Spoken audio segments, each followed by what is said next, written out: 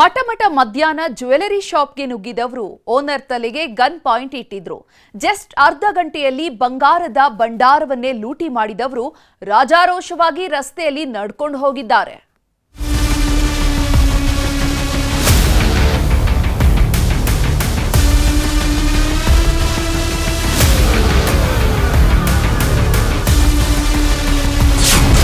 Jewellery ಮಾಲೀಕನ ಹಣೆಗೆ ಇಟ್ರು ಗನ್ ಪಾಯಿಂಟ್.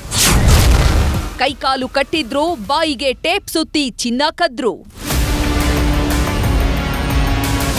ಬೀದರ್ನಲ್ಲಿ ಹಾಡಹಗಲೇ ಎಟಿಎಂ ಹಣ ದರೋಡೆ ಮಾಡಿದ್ದಾಯ್ತು.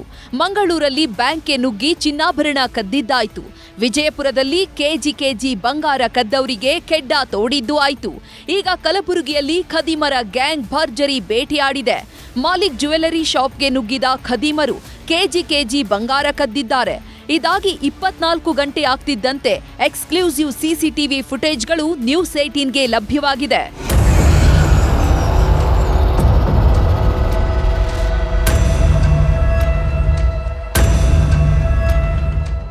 ನಿನ್ನೆ ಮಧ್ಯಾಹ್ನ 12:15 ಸುಮಾರಿಗೆ ಜ್ಯುವೆಲರಿ ಶಾಪ್ಗೆ ನುಗ್ಗಿದವರು ಅರ್ಧ ಗಂಟೆಯಲ್ಲಿ ಕೆಲಸ ಮುಗಿಸಿದ್ರು.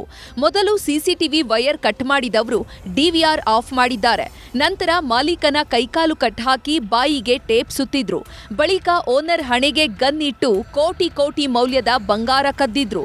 ನಂತರ ತಹಶೀಲ್ದಾರ್ ಕಚೇರಿಗೆ ನಡೆದುಕೊಂಡೇ ಬಂದ ಖದೀಮರ ಗ್ಯಾಂಗ್ ಆಟೋ ಹತ್ಕೊಂಡು ಕೇಂದ್ರ ಬಸ್ ನಿಲ್ದಾಣಕ್ಕೆ ಎಂಟ್ರಿ ಕೊಟ್ಟಿದೆ.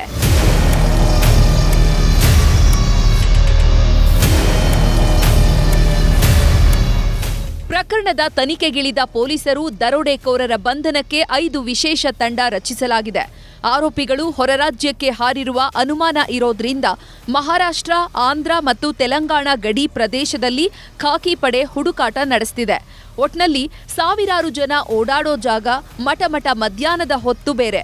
ಇಂತಹ ಟೈಮ್ನಲ್ಲೇ ರಾಜಾರೋಷವಾಗಿ ಕಳ್ಳತನ ಮಾಡ್ತಾರೆ ಅಂದ್ರೆ ನಿಜಕ್ಕೂ ಆಘಾತಕಾರಿ ವಿಷಯ.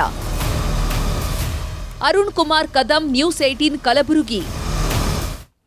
ಸಾಲದ ಹಣದಲ್ಲಿ ಶೋಕಿ ಮಾಡ್ತಾ ಇದ್ದ ಗಂಡ ಹೆಂಡತಿಗೆ ಸಾಲದ ಹಣವೇ ಶೂಲವಾಗಿತ್ತು. ಸಾಲ ಕೊಟ್ಟವರು ಮನೆ ಬಳಿ ಬರ್ತಿದ್ದಂತೆ 20 ದಿನದ ಹಸುಗೂಸನ್ನೇ ಮಾರಾಟ ಮಾಡಿದ್ದಾರೆ.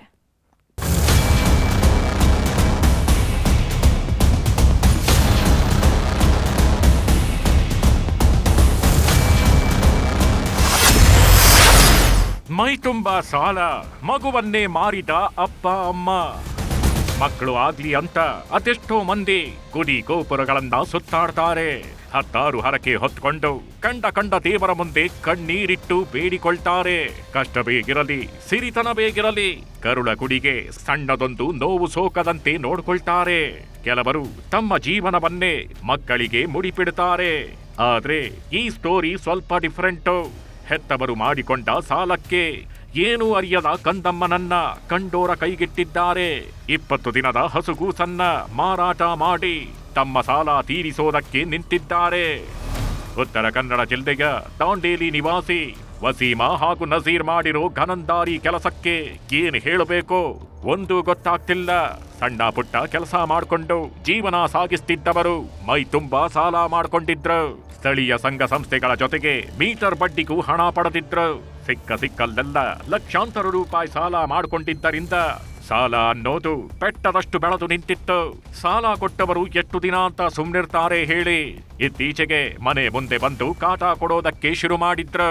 ಪತ್ನಿ ತುಂಬು ಗರ್ಭಿಣಿ ಅಂದ್ರೂ ಬಿಡದೆ ಟಾರ್ಚರ್ ಕೊಡ್ತಿದ್ರು.